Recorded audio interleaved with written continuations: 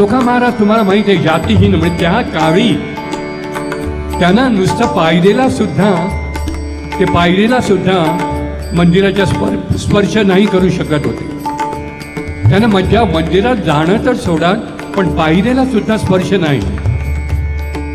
त्यांनी असं म्हटलंय आम्ही जातीहीन, पण ईश्वराच्या दरबारात कुठल्या जाती आल्या? ईश्वराच्या दरबारात सगळे समान आहेत. तो कोट्याधीश असू द्या किंवा आपल्या फुटपाथवरचा भिकारी असू द्या, समान. कुठेच मोठा कुठे छोटा नाही. आपण जाती ह्या तयार केल्या आणि आपण त्या जातींना मानतो.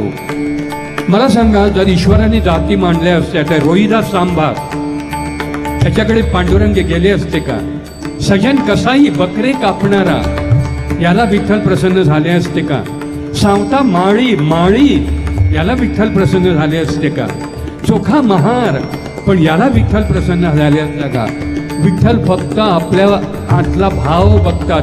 विठ्ठलाला रूप सुद्धा नको.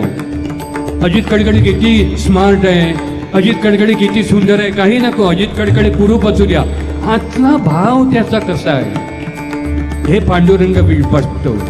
स्मार्टनेस किती त्याला मेकअप केलंय, किती तो स्मार्ट, किती केस कसे आहेत, काही नको ईश्वराला.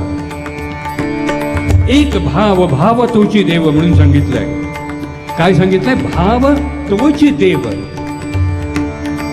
तो का म्हणे नाम घेता, तो का म्हणे नाम घेता भक्त होती दंग.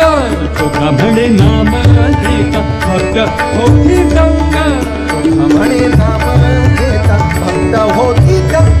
चोखा म्हणे नाम घेता भक्त होती दंग.